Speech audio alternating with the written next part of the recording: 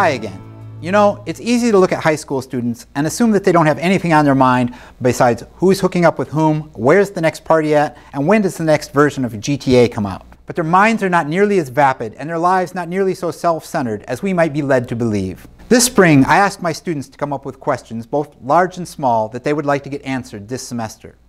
Not just questions related to our course content, but anything at all. One of the more interesting and profound questions asked simply, why do people hurt one another? One problem we face in trying to answer this question is that it is very broad, because sadly, people do hurt each other in so many different ways. Are we talking about physical harm between individuals? Are we talking about bullying or the growing problem of cyberbullying? Do we mean the emotional and spiritual damage we cause one another? What about institutional or societal damage when one people's or government causes damage to another nation? What about the harm done between genders, races, and religions? All of these are important problems. Can we find answers that underlie all of the various ways in which human beings act inhumanely to one another? Psychotherapist and radio host Barton Goldsmith, in a post published in Psychology Today's website, implies that individuals suffering from broken romantic relationships can doom themselves, their children, and anyone else surrounding them to endless cycles of bitterness and disappointment if they can't learn to forgive and move on.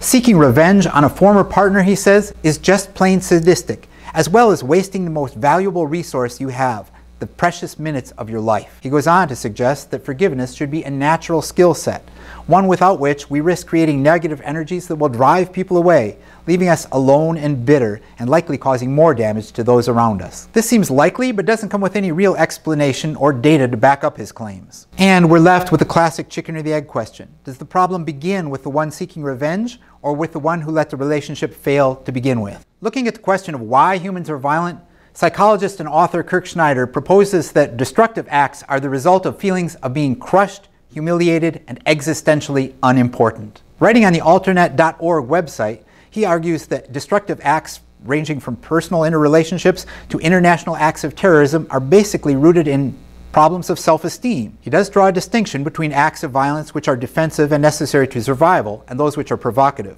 But psychopathic behavior, he argues, will never be stopped or eliminated through either brute force or medicines, and that anger management courses do not go far enough. What's called for, according to Schneider, are vastly expanded and improved systems of mental health care, not just for individuals fighting their own private demons, but for societal leaders as well. He says, to optimize encounters between people in power, these encounters could include heads of state, members of diplomatic corps, and legislators. He proposes facilitators could be schooled in well-established approaches to mediation, such as nonviolent communications, and would likely be pivotal in the settlement of intractable disputes.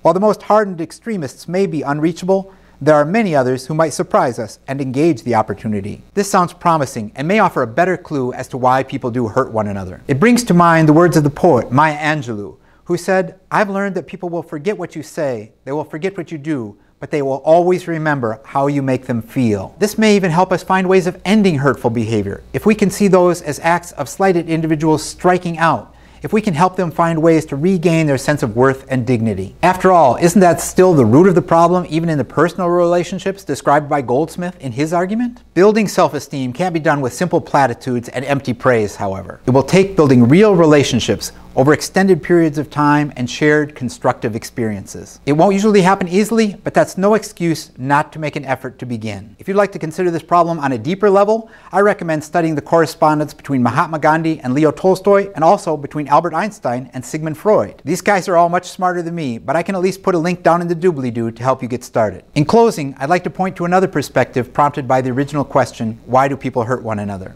One might just as well ask the question, why do people care for one another? It can be hard to see and appreciate when we're involved or affected by damaging relationships. But with 7 billion people on the planet, it's still true that there are far more acts of caring and compassion than there are of cruelty and animosity. Humans do still exhibit free will. We have a choice to help or to harm. One can argue philosophically, of course, that either of these can be viewed as self-serving, but it does come down to a choice of the kind of world we want to create, of what we want to make ourselves and to make of ourselves. Make the right choice. Till next time, don't forget to be awesome.